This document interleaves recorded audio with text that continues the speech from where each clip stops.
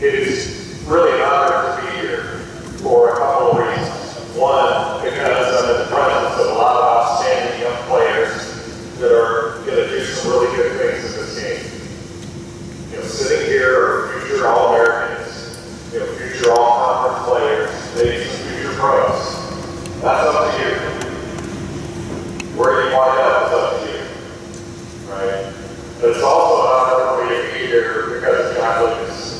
I've known John since I was 18 years old when I first came to college. And he told you a little bit about who he is and who he has been throughout his lifetime. And he is an incredible human being. He was an incredible player. #1 pick in the draft in 1976. Then he was a professional tennis player. Just an amazing athlete. We used to play pickup games at Cameron York Stadium without 18 or 22. I'm telling you, that dude can play. Absolutely play. And when he says something to you, it's the truth. And if you're smart, and if you've got an ounce of maturity, when John Lucas says something, you will listen and take it to heart. And let me tell you something. I've sat where you are sitting now. A lot of years ago, I sat in the same spot you're sitting now. And I've learned a lot through my journey through the game. And I want to tell you something that is absolutely the truth. Right now, all of you, because I did exactly the same thing. You walk through that door thinking about yourself as an individual. You came in here as an individual. Right? But you are striving to play a team game. You're thinking about what you're going to get out of this as an individual. Until you get, and this was true of me, it was true of John, it's true of every player that goes through this process. Until every player understands the we of the game over the me of the game, you're not going to be on the team. You know, what about my position, my shot, my this, my that? Until it becomes we. Until you have a weak first attitude about basketball, people aren't going to be as interested in you. Then you're just going to be a talent. You're not going to be a player. And there's a difference between a talent and a player. Coaches, programs, professional teams are looking for assets that will help them win. Assets that will help them win. They're not interested in your shot or all that stuff. Come in here and start thinking, and I'm the same way. You start thinking about how I get enough shots. Instead of how can I impact the game so that we can win. If you impact the game by running, rebounding, defending, and if you let go of, I'm out of position, I'm having to defend out of position, there are too many guys that are going to take too many shots, I'm not getting my shot. If you let go of that, you're going to go way up. Let me tell you a quote. Give you a quote from Larry Ryan. You know who Larry Ryan is?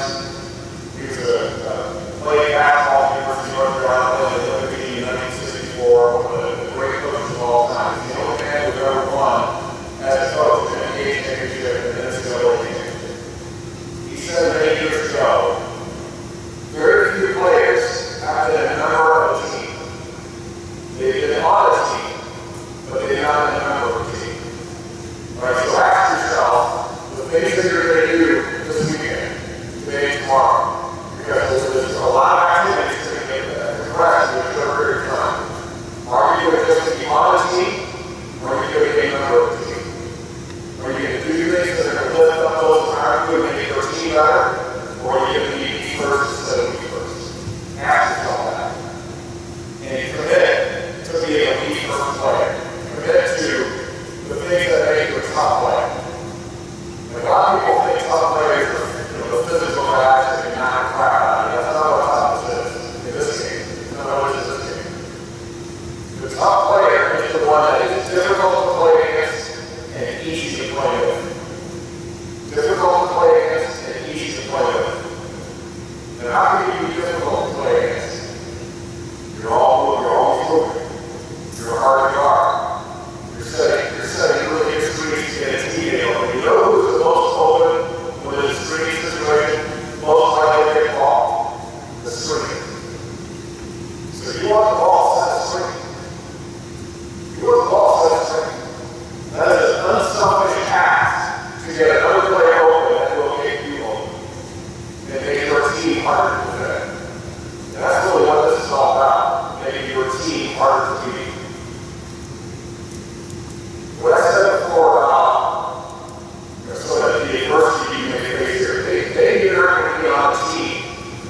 You're not going to be assigned to a team or a group that you feel, hey, this is I'm playing my position, I'm in my spot, everything's set up for me. Maybe you're not going to have that. You know what? Too bad. Adapt to it and overcome. That's what they say in the military. Argue adaptable. Don't tell me how tough your situation is. Tell me show me how tough you're going to be facing that situation and overcome. Because there's not a situation you're going to face out here that you can't overcome. Not one. Not one. There's not going to be a drill. I'll tell you what else is going to happen. I'm sitting here too. You're going to need drills. And anybody who is watching and evaluating is going to be able to tell that that's trying to get through this. He's not fighting through it. He's not trying to get the most out of it. He's not trying to reach into the gear. He's alone.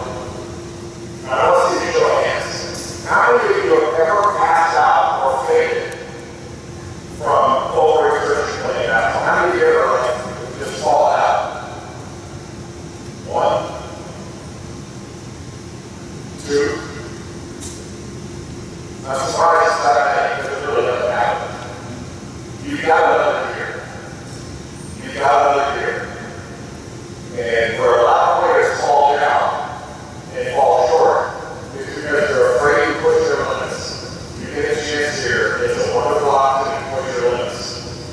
If you concentrate as hard as you can for as long as you can, and you work as hard as you can for as long as you can, I promise you it will reach your limit. You'll be surprised how high you can go.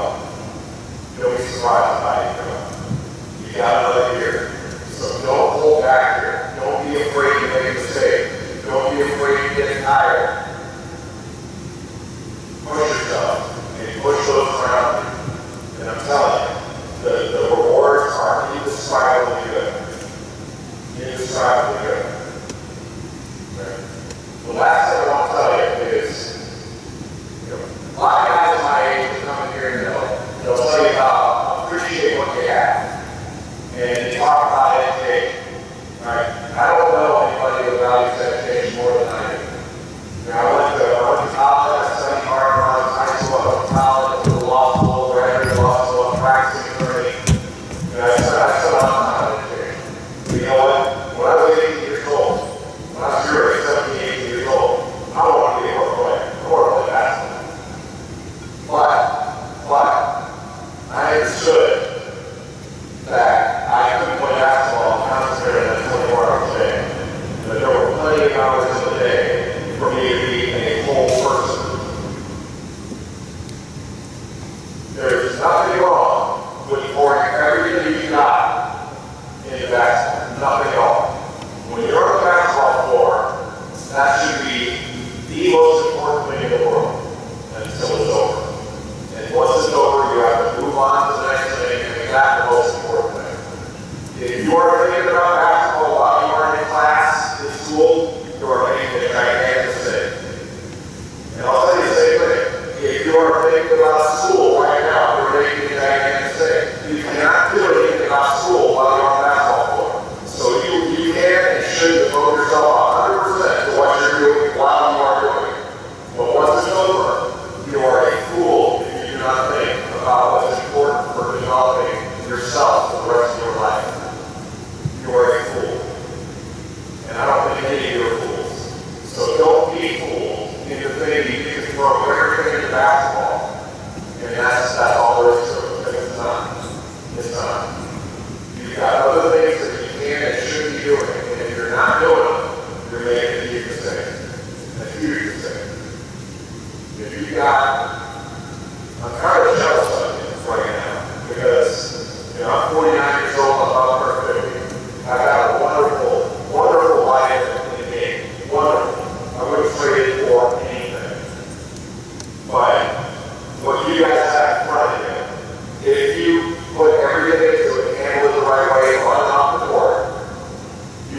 amazing opportunities in this market.